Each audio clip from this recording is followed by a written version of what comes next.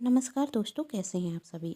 आज फिर हाजिर हूँ एक नई कहानी के साथ। कहानी का नाम है मैंने तुमसे शादी तुम्हारे माँ बाप की सेवा करने के लिए नहीं की है। कहते हुए पत्नी ने लिया पति से तलाक। फिर मेरा पत्नी को ऐसा सबक कि आगे की कहानी जानने के लिए कहानी को पूरा देखें और चैनल को सब्सक्राइब जरूर कर लें, क्योंकि उसी से मिलती है आप सभी को मेरी आने वाली हर कहानी की नोटिफिकेशन। कहानी पसंद आने पर वीडियो को लाइक जरूर कीजिएगा, क्योंकि जब आप करते हैं वीडियो को लाइक तो मुझे मिलती है कहानियाँ लिखने के लिए प्रेरणा। और कहानी को अपनों के साथ शेयर करना बिल्कुल ना भूलें। तो चलिए कहानी शुरू करते हैं। पापा जी, आपकी दवा का वक्त हो गया है, आप दवा खा लीजिए।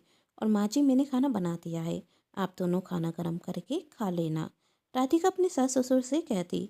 तभी राधिका की सास ने कहा, बहू तुम हमारी चिंता मत करो, आज तुम्हारी शादी की सालगिरह है तो जल्दी से तैयार हो जाओ। रोहन भी ऑफिस से आता होगा और तुम उसे तैयार नहीं मिली तो तुम उसका गुस्सा जानती हो। तभी रोहन ऑफिस से आता और राधिका को देखते हुए कहता, मैं अपनी मीटिंग खत्म करके जल्दी से जल्दी घर आया हूँ और तुम हो कि तैयार नहीं हुई। सॉरी बाबा, बस 5 मिनट में तैयार होकर आती हूँ, राधिका कहती। तब रोहन कहता, ना जाने तुम्हारे यह 5 मिनट कब पूरे होंगे। तभी रोहन के पापा कहते, अब जब बहू कह रही है 5 मिनट में तैयार हो जाऊंगी तो इतना गुस्सा क्यों कर रहा है। यह सुन राधिका एतराते हुए रोहन को देखती और हल्की सी मुस्कान से रोहन की तरफ देखती और वहाँ से चली जाती। यह देख रोहन भी मुस्कुरा जाता और वहाँ से चला जाता। तभी रोहन की माँ वर्षा जी अपने पति कैलाश जी से कहती, सच में धन हो गए हम, इतनी अच्छी बहू पाकर। सब कुछ सपना सा रखता है, वरना जो हमारे साथ 2 वर्ष पहले हुआ था वही देख तो हमने कभी सोचा भी नहीं था कि हमारी जिंदगी में कभी ऐसा दिन भी आएगा। जैसे दिन हमने देखे हैं, भगवान वही दिन दुश्मन को भी ना दिखाए। अब बुरे दिन को भूल जाओ और अभी जो अच्छे दिन है उनकी खुशियाँ मनाओ। उन दिनों की तो परछाई भी हम पर नहीं पड़नी चाहिए। तभी रोहन और राधिका आते और अपने माँ पिताजी के पैर छूते। वर्षा जी और कैलाश जी उन्हें खूब आशीर्वाद देते और वही दोनों वहाँ से चले जाते। दोनों कार में बैठकर होकर जा रहे थे। तभी राधिका कहती, यदि पापा जी की तबीयत ठीक होती तो माँ जी और पापा जी भी हमारे साथ आते तो कितना अच्छा लगता, पूरा परिवार साथ होता। तभी रोहन राधिका को प्यार भरी नजरों से देखता। तब राधिका शर्माते हुए कहती, ऐसे क्या देख रहे हो। तब रोहन कहता, देख रहा हूँ तुम कितनी अच्छी हो और मैं कितना लकी हूँ कि मुझे तुम जैसी जीवन साथी मिली, जो मेरी हर खुशी का ध्यान रखती है और मेरे माँ बाप को अपने माँ बाप से बढ़कर सम्मान देती है। जहाँ आज के टाइम में लड़कियाँ घर तोड़ने की बात करती हैं, वहीं तुम घर जोड़ कर रखने में विश्वास रखती हो। बस अब मेरी तारीफ करना बंद करो और गाड़ी सामने देखकर चलाओ। सामने की तरफ देखते हुए राधिका कहती और फटाक से कहती, रोहन ब्रेक रखा और सामने देखो वही लड़की। रोहन एकदम से ब्रेक लगाता और दोनों सांस में सांस लेते और कार से नीचे उतरते तो देखते वही लड़की जो उनकी कार के आगे आई थी वही बेहोश हो गई। यह देख राधिका कहती, रोहन कौन हो सकती है यह, और इसने कितने गंदे कपड़े पहने हैं और इसका चेहरा भी कितना गंदा है, लगता है बहुत परेशान है। तभी पास के में खड़े एक व्यक्ति ने कहा, इस भिखारन की तो आदत हो गई है आने जाने वाली कार के सामने आने की। तभी राधिका कहती, रोहन तुम मुझे कार में से पानी की बोतल ला कर दो, मैं इसे होश में लाने की कोशिश करती हूँ। रोहन राधिका को बोतल देता और राधिका कुछ पानी की बूंद जैसे ही उस औरत पर डालती तो वह औरत होश में आ जाती।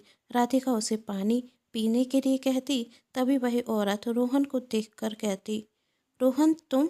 फिर रोहन भी उसे बड़ी गौर से देखता तो वह राधिका का हाथ पकड़ता और कहता, चलो यहाँ से। पर रोहन हुआ क्या, बताओ ना क्या बात है। पर राधिका की कोई बात रोहन नहीं सुनता और कार में बिठाकर उसे घर वापस ले जाता। घर वापस आकर राधिका रोहन के सामने सवारों के पहाड़ खड़ी कर देती। आखिर तुम मुझे घर लेकर क्यों आ गए, हम होकर क्यों नहीं गए। वह लड़की तुम्हारा नाम कैसे जानती थी, लोग तो कह रहे थे वह भिखारन है। तुम उसे देखकर हैरान क्यों रह गए। यदि वह तुम्हारी परिचित थी तो मुझे भी उससे मिलवाते। नहीं मिलवाना था मुझे उसे तुमसे, गुस्से में रोहन ने कहा। उस लड़की की मैं शक्ल भी देखना पसंद नहीं करता, रोहन गुस्से में कहता जा रहा था, क्योंकि वह मेरी पहली पत्नी छवि थी और उस औरत का मैं नाम भी सुनना पसंद नहीं करता। उसकी वजह से आज मेरे पिताजी की यह हालत है। उसकी वजह से मेरी माँ ने आंसू बहाए। उसकी वजह से मुझे औरतों से नफरत होने लगी थी।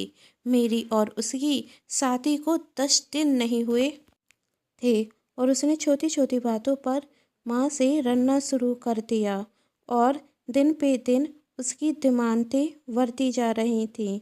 हर दिन उसे होटलों पर खाना खाने जाना होता या शॉपिंग पे। और जब एक दिन उसने मुझसे 10,000 रुपये की ड्रेस मांगी तो मैंने उसे समझाने की कोशिश की, अभी मेरे पास इतने पैसे नहीं हैं कि मैं तुम्हें महंगी ड्रेस दिला सकूं। तो कहती, जब औकात नहीं थी खर्च करने की तो मुझसे शादी क्यों की। जब तुम मेरे खर्च नहीं उठा सकते तो मैं तुम्हारे साथ क्यों रहूं। मुझे तुमसे डिवोर्स चाहिए। अरे बहू, यह क्या कह रही हो।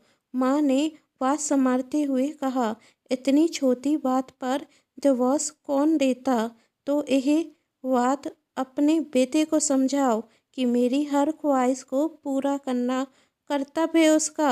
वह मेरा पति है और उसे मेरी हर इच्छा को पूरा करना होगा।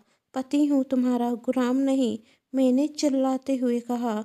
और इतनी महंगी ड्रेस नहीं दिला सकता हूँ मैं, तो मुझे डिवोर्स दे दो, उसने कहा। फिर माँ कहती, बस 10,000 की ही तो ड्रेस है, उसके लिए इतना क्या झगड़ा करना। मेरे पास होंगे इतने पैसे, मैं अभी देती हूँ। नहीं माँ, उसकी कोई ज़रूरत नहीं। मैं जानता हूँ एक एक रुपए आपने कितनी मेहनत से जोड़ा है। उन पैसों से किसी की अय्यासी पूरी करने की कोई ज़रूरत नहीं। तभी पिताजी बीच में बोलते, तुम्हारी माँ सही कह रही है। जाओ वर्षा जी, बहू को पैसे दे दो। अब इसी तरह अपनी इच्छा पूरी कराना उसकी आदत हो गई थी और अब तो उसने रसोई में काम करना भी बंद कर दिया था। खुद दिन भर टीवी या मोबाइल चलाती और माँ पसीना बहाते हुए खाना बनाती। यदि मैं कुछ कहने की कोशिश करता तो माँ पिताजी मुझे समझाते, अभी नई नई है, धीरे धीरे सब सीख जाएगी। पर हद तो उस दिन हो गई जब मैं ऑफिस से घर आता और देखता माँ बीमार पलंग पर रहती हैं और पिताजी रसोई में खाना बना रहे हैं और छवि आराम से टीवी देख रही थी। यह देख मुझे छवि पर गुस्सा आता। तभी माँ की आवाज़ आती, बहू एक गिलास पानी दे दे। तब छवि कहती, बुढ़िया तू बीमार है, मन नहीं गई, अभी उठकर खुद पानी दे दे और आंधा से मुझ पर औतर चलाने की गलती मत करना।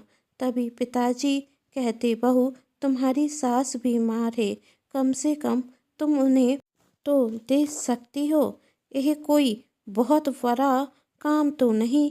तब छवि उठती और पिताजी की तरफ उंगली कर कर कहती, ए बुढ़ऊ अपना ज्ञान अपने तक रख। अब मेरा सबर का बांध टूट जाता और मैं गुस्से में छवि से कहता, बस छवि, यदि एक और लफ्ज़ तुमने मेरे माता पिता के बारे में बोला तो मुझसे बुरा कोई नहीं होगा। तुम्हें शर्म नहीं आती? माँ बीमार हैं और बापूजी खाना बना रहे हैं। अपने ससुर से काम कराते हुए शर्म नहीं आती तुम्हें? इंसानियत नाम की भी चीज़ है तुम्हारे अंदर कि नहीं? जाओ माँ को पानी देकर आओ और फिर जाकर रसोई में खाना बनाओ। तब छवि चिल्लाते हुए कहती, तुम्हारी इतनी हिम्मत कि तुम मुझसे इस तरह बात करो? मैं तुम्हारी और तुम्हारे माँ बाप की गुलाम नहीं हूँ कि तुम्हारा हुक्म सुनूं, और ना ही इस घर की नौकरानी कि कोई काम करूं। और मैंने तुमसे शादी तुम्हारे माँ बाप की सेवा करने के लिए नहीं की, और यदि मुझसे ज़्यादा चू चपर की तो मैं तुम्हें डिवोर्स दे दूँगी। तब मैंने गुस्से में कहा, तुम क्या मुझे डिवोर्स दोगी?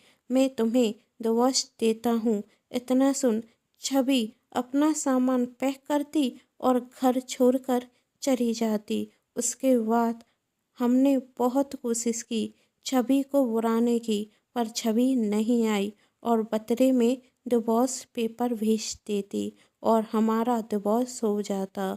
उसके बाद मेरे पिताजी का स्वास्थ्य खराब रहने लगा और माँ दुखी रहने लगी और मुझे औरतों से नफरत हो गई। फिर माँ पिताजी के बार बार कहने पर मैंने तुमसे शादी की, और आज जब छवि को देखा तो मुझे अपना बीता हुआ कर याद आ गया।